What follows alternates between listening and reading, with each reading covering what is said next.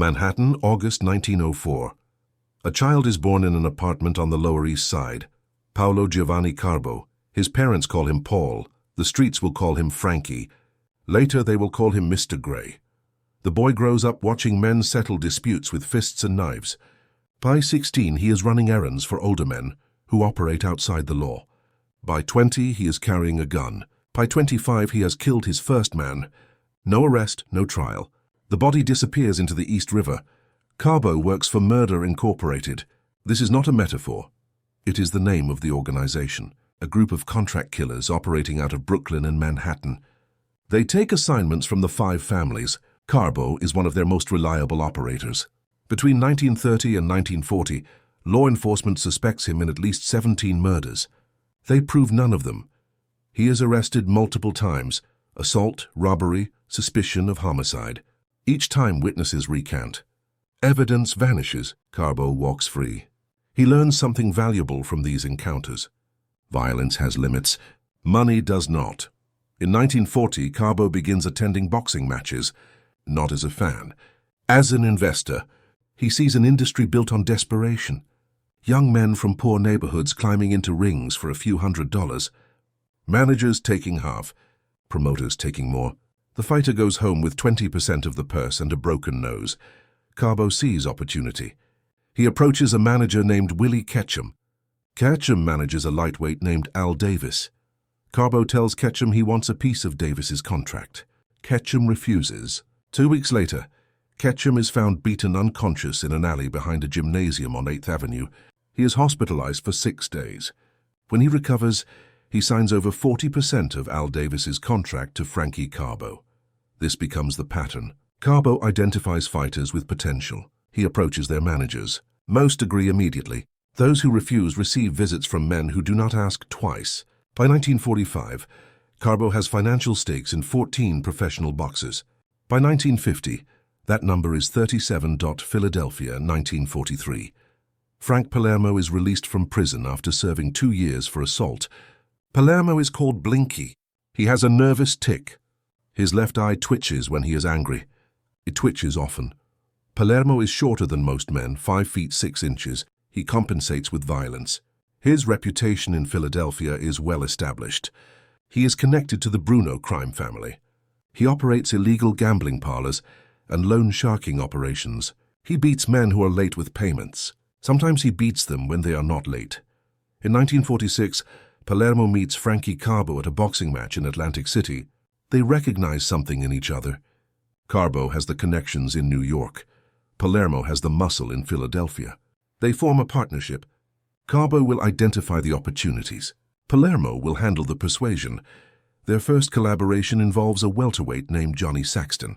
Saxton is 20 years old, talented, undefeated in 18 fights. His manager is a former fighter named Charles Johnston. Carbo and Palermo approach Johnston at a restaurant in North Philadelphia. They tell him they want 50% of Saxton's contract. Johnston tells them no. 3 days later, Johnston is found in his car on a side street in South Philadelphia. He has been beaten with a lead pipe. His jaw is broken in 2 places. His right arm is fractured. 4 ribs are cracked. He spends 9 days in the hospital. When he is released, he signs over 50% of Johnny Saxton's contract to Frank Palermo. Saxton does not know about this arrangement. Most fighters do not. They train, they fight, they collect their purses. They do not ask where the money goes after their manager takes his cut. Those who do ask are told to mind their business. New York, December 1949. James Norris and Arthur Wirtz announce the formation of the International Boxing Club. Norris is the son of a grain tycoon. He inherited millions. He owns the Chicago Stadium. He is a major stockholder in Madison Square Garden. He controls the Detroit Olympia. He has investments in horse racing and the National Hockey League. Wirtz is his partner, another millionaire. Together, they control the 3 most important boxing venues in America: Madison Square Garden in New York, Chicago Stadium in Chicago, Detroit Olympia in Detroit. If a fighter wants to compete in any of these arenas, he must do business with the International Boxing Club. The IBC negotiates an exclusive contract with the Gillette Company. Gillette sponsors Friday night boxing on NBC television. Gillette pays the IBC $2 million per year. In 1949, this is an enormous sum. The IBC controls which fighters appear on television. Television exposure determines which fighters become stars. The IBC therefore controls who becomes a star. Frankie Carbo and James Norris meet in 1950. The meeting is arranged by a lawyer named Truman Gibson. Gibson is intelligent, educated, well-connected. He managed Joe Louis. He knows everyone in boxing. He introduces Carbo to Norris at Toots Shor's restaurant on West 51st Street. Norris needs Carbo. Carbo controls many of the best fighters. Without those fighters, the IBC cannot fill its television slots. Carbo needs Norris.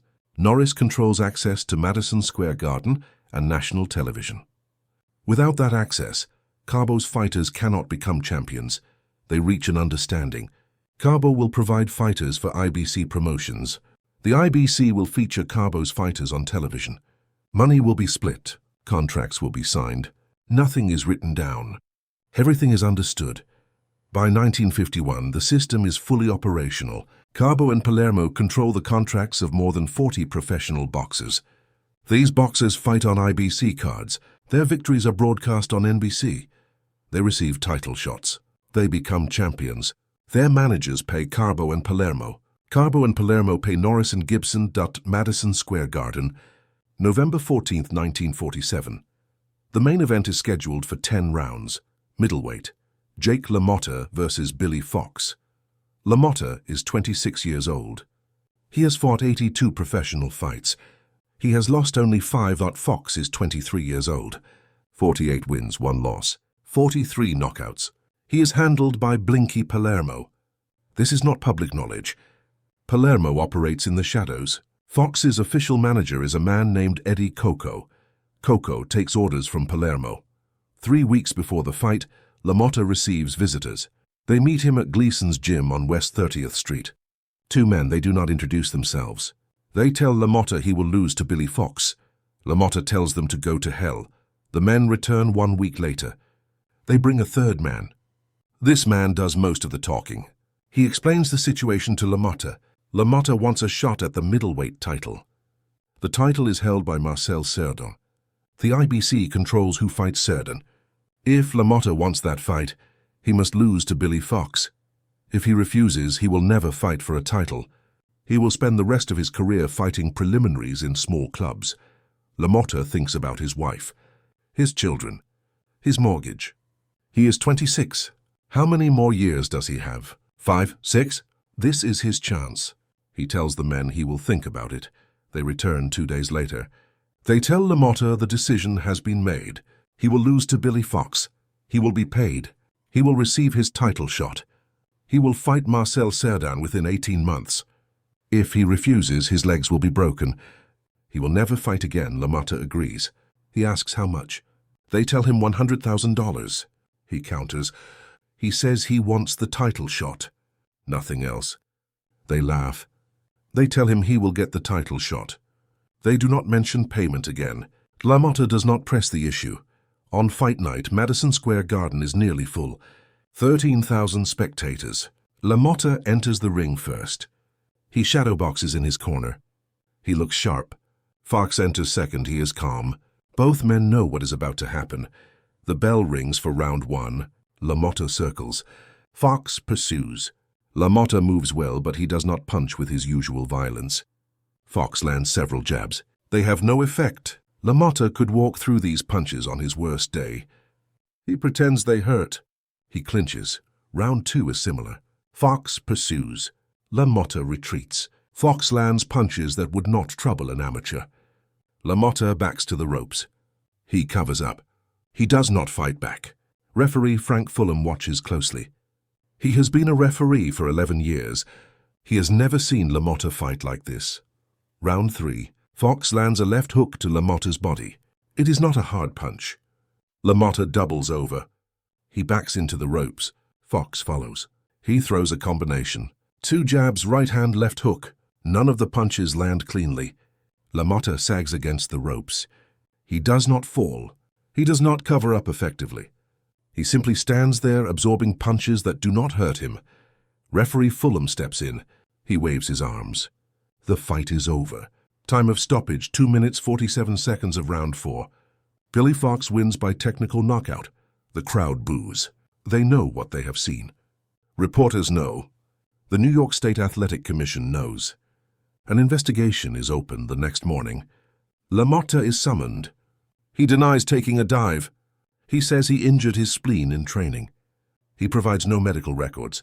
The commission suspends him for 7 months. He receives his title shot. June 16, 1949. Detroit. Marcel Cerdan is the champion. LaMotta stops him in the 10th round.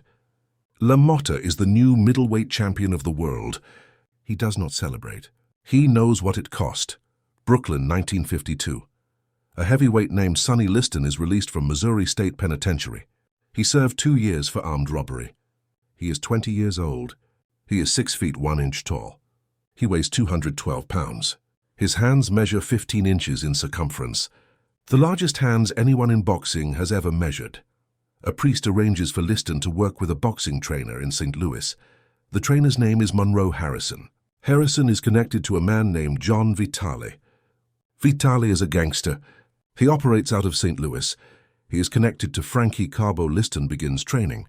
Within 6 months, Harrison sees enough. He contacts Vitale. Vitale contacts Carbo. Carbo sends Blinky Palermo to St. Louis. Palermo watches Liston spar. He makes a decision immediately. He tells Vitale he wants Liston's contract. Vitale arranges the paperwork. Liston signs. He does not read what he signs. He is told he will receive 15% of his purses. The remaining 85% will be divided among his management team. Liston does not argue. He is grateful to be out of prison. He is grateful to have a chance to fight professionally. Palermo becomes Liston's primary handler. Liston fights his first professional bout in September 1953. St. Louis. He knocks out Don Smith in the first round. He fights 7 more times in 1953. He wins all 7 fights, 6 by knockout. By 1954, Palermo has moved Liston to Philadelphia. Liston trains at a gym on North Broad Street. Palermo visits regularly. He brings men with him. They watch Liston train. They place bets. Liston becomes a betting favorite. The odds are rarely close. Liston is too powerful. His opponents are overmatched.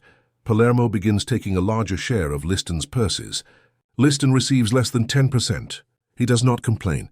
He is making more money than he ever made in Missouri. He sends money to his mother. He rents an apartment. He buys a car. He does not ask questions about the rest. In 1956, Liston is arrested in Philadelphia. The charge is assaulting a police officer. Liston says the officer provoked him. The officer says Liston attacked without cause. Liston is convicted. He is sentenced to 9 months in the Philadelphia County Jail. Palermo visits him in jail. He tells Liston he will arrange for early release. Liston serves 7 months. When he is released, he learns that Palermo has negotiated 3 fights for him. All 3 will take place within 60 days. The purses are modest. Palermo takes 90%. Los Angeles, 1958. A welterweight named Don Jordan wins the World Championship. He defeats Virgil Akins by unanimous decision at the Olympic Auditorium. Jordan is 23 years old. He was born in Los Angeles. He is one of 22 children. His mother is Mexican. His father is African American. Jordan's manager is a man named Don Nesseth. Nesseth is not connected to the mob. This is unusual. Most managers of championship-caliber fighters have agreements with Carbo or Palermo. Nesseth does not. He built Jordan's career independently. He matched him carefully. He protected him from exploitation. Now Jordan is a world champion. 1 week after Jordan wins the title, Nesseth receives a phone call. The caller identifies himself as an associate of Frankie Carbo. The caller tells Nesseth that Carbo expects a meeting. The caller provides a date and location, a restaurant in downtown Los Angeles. Nesseth is told to come alone. He arrives on time. Carbo is waiting. 2 men sit with Carbo. One is Truman Gibson. The other is a man Nesseth does not recognize.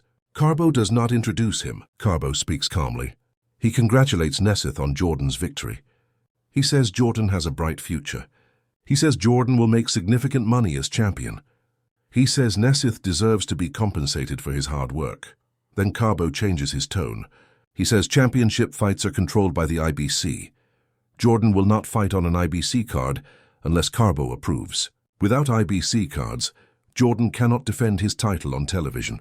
Without television exposure, Jordan cannot command large purses. Without large purses, the title is worthless. Carbo tells Nesseth he wants 50% of Jordan's future earnings. Nesseth refuses.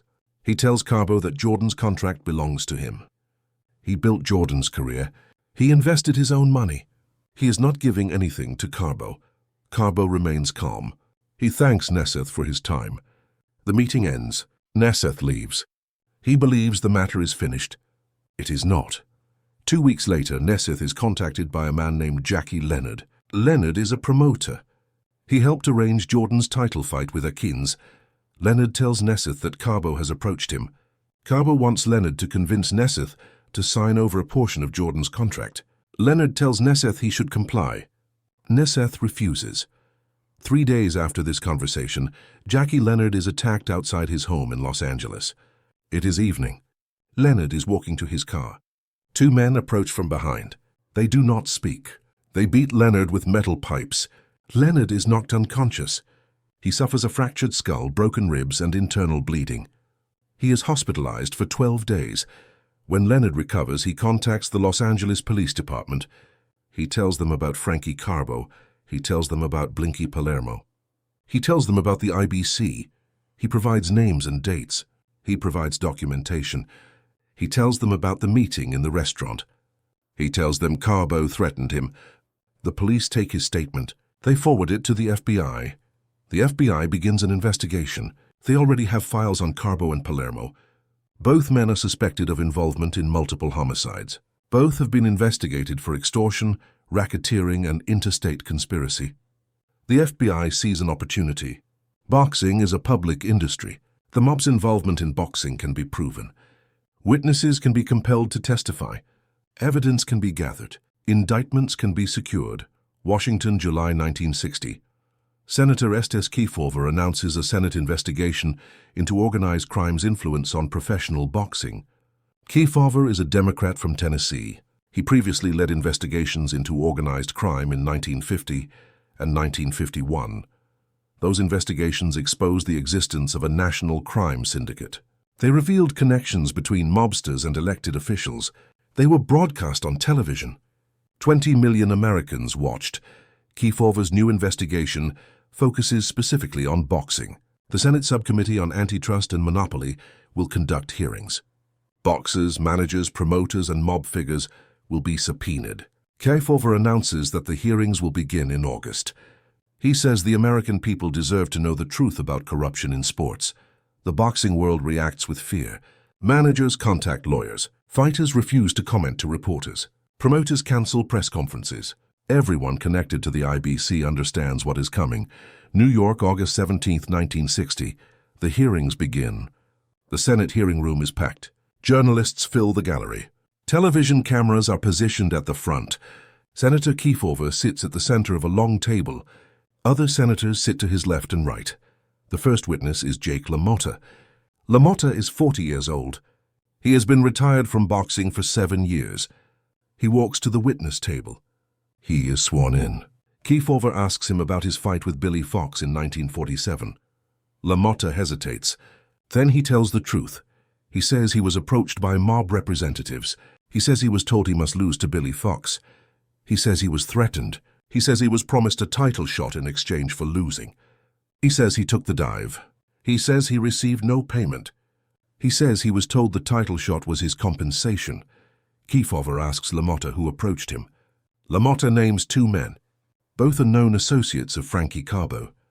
Kefauver asks if LaMotta reported the threats to authorities. LaMotta says no. Kefauver asks why not. LaMotta says he was afraid. He says everyone in boxing knew the mob controlled the sport. He says refusing them meant the end of his career. The hearing room is silent. Reporters write furiously in their notebooks. Cameras capture LaMotta's testimony. This is the first time a major boxing figure has publicly admitted to throwing a fight under mob orders. The next witness is Carmen Basilio. Basilio is 33 years old. He is a former welterweight and middleweight champion. He fought Sugar Ray Robinson twice. He defeated Robinson once and lost once. He is widely respected. He is considered one of the most honest fighters of his generation. Basilio testifies about payments made to mob-connected figures. He says managers routinely paid percentages to men who were not officially part of their teams. He says these payments were necessary to secure favorable matchmaking. He says fighters who refused to cooperate were frozen out of important fights. He says the IBC would not promote fighters whose managers did not pay. Basilio names specific managers who made these payments. He names specific mob figures who received them. He provides dates and amounts. His testimony is detailed and credible. Kayfova thanks him. Over the next 3 weeks, more than 20 witnesses testify. Managers admit paying mob figures for matchmaking favors. Promoters admit being pressured to use certain fighters. Referees admit being told which fighter should win. Judges admit scoring fights according to instructions they received before entering the arena. One promoter testifies that Frankie Carbo once told him, "You will use the fighters I tell you to use, or you will not promote in New York again." The promoter says he complied. He had no choice. Madison Square Garden was controlled by the IBC. The IBC was controlled by Carbo. Truman Gibson is called to testify. He appears in a dark suit and eyeglasses. He is calm and articulate. He admits knowing Frankie Carbo. He admits introducing Carbo to James Norris. He admits that Carbo had influence over which fighters appeared on IBC promotions. He denies participating in extortion. He denies threatening fighters or managers. He says he acted as a legitimate businessman facilitating agreements between parties. Kayfova presses him. He asks Gibson if he knew Carbo was a convicted felon. Gibson says yes. He asks if Gibson knew Carbo was suspected in multiple homicides. Gibson says he had heard rumors. He asks why a legitimate businessman would partner with a known criminal. Gibson says Carbo controlled many talented fighters. He says the IBC needed those fighters to succeed. He says it was a business decision. Kayfova asks Gibson about Don Jordan. He asks if Gibson knew about the attack on Jackie Leonard. Gibson says he heard about it. He says he had no involvement. Kayfova presents telephone records showing multiple calls between Gibson and Carbo in the days following Leonard's beating. Gibson says he does not recall those specific calls. Kayfova asks if Gibson believes organized crime has corrupted professional boxing. Gibson pauses. He says boxing has always had unsavory elements. He says the sport attracts desperate men from poor backgrounds. He says some of those men are willing to do business with criminals. He says this is unfortunate but not unique to boxing. He says corruption exists in many industries. Kayfova does not accept this answer. He says boxing is different. He says boxers are asked to fight with their bodies and lives. He says they deserve protection from exploitation. He says the mob has stolen their earnings and destroyed their careers. He says men like Gibson enabled this exploitation. Gibson does not respond. Frankie Carbo does not testify. He is subpoenaed, but he invokes his Fifth Amendment, right against self-incrimination. He appears before the committee, but refuses to answer questions. He sits silently while Kayfova reads excerpts from FBI reports detailing Carbo's criminal history. 17 suspected homicides, 23 arrests, 5 convictions. Carbo shows no emotion. Blinky Palermo also invokes the Fifth Amendment. He refuses to answer any questions. Kayfova asks him about Sonny Liston's contract. Palermo remains silent. Kayfova asks him about Johnny Saxton. Silence. Kayfova asks him about the beating of Charles Johnston in Philadelphia. Palermo's left eye twitches. He says nothing. Los Angeles, December 1960. A federal grand jury indicts Frankie Carbo, Blinky Palermo, and Truman Gibson on charges of conspiracy, extortion, and interstate racketeering. The charges relate to their efforts to extort Don Jordan's manager and promoter. The trial is scheduled for May 1961. The trial lasts 11 weeks. Prosecutors present testimony from Jackie Leonard. Leonard describes the attack outside his home. He identifies the men who approached him on Carbo's behalf. He provides documentation showing the financial arrangements Carbo demanded. Don Nesseth testifies about the meeting in the Los Angeles restaurant. He describes Carbo's threats. He explains how Carbo used control of the IBC to force managers into compliance. He says he refused because he would not allow his fighter to be exploited. The defense argues that Leonard and Nesseth are lying. They argue that no evidence proves Carbo ordered the attack on Leonard. They argue that business discussions are not extortion. They argue that Carbo's involvement in boxing was legitimate. The jury does not believe them. After 14 hours of deliberation, they return guilty verdicts on all counts. Carbo is sentenced to 25 years in federal prison. Palermo receives 15 years. Gibson receives a suspended sentence and 5 years probation. The judge cites Gibson's cooperation and his lack of prior criminal record. Carbo is sent to Alcatraz Federal Penitentiary. He is 60 years old. He will serve 19 years before being released in 1976. He dies 4 months later. The official cause of death is heart failure. Palermo is sent to Lewisburg Federal Penitentiary in Pennsylvania. He serves 12 years. He is released in 1973. He returns to Philadelphia. He lives quietly until his death in 1996. He never speaks publicly about his time in boxing. The convictions destroy the IBC. James Norris resigns as president in 1961. The organization is dissolved by court order in 1962, after the Justice Department wins an antitrust lawsuit. The court rules that the IBC operated as an illegal monopoly. Madison Square Garden, Chicago Stadium, and Detroit Olympia are ordered to operate independently. Sonny Liston continues fighting. He wins the heavyweight championship in 1962 by knocking out Floyd Patterson. He loses the title to Muhammad Ali in 1964. His contract is no longer controlled by Palermo, but his career is permanently tainted by mob associations. In 1970, Liston is found dead in his Las Vegas home. The official cause of death is listed as heart failure and lung congestion. Many believe he was murdered. No investigation produces evidence of foul. Play Don Jordan loses his welterweight title in 1960. He fights 7 more times and retires in 1962. He later says that refusing to cooperate with the mob cost him millions of dollars in potential earnings. He says he has no regrets. He lives in Los Angeles until his death in 1997. Jake LaMotta lives until 2017. He is 95 years old when he dies. He acts in films and television shows. He writes an autobiography titled Raging Bull.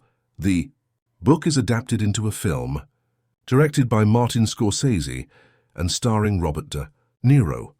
LaMotta's admission before the Kefauver Committee ruins his reputation among boxing purists, but he tells anyone who asks that he would make the same decision again. He says he had a wife and children to feed. He says the mob gave him no choice.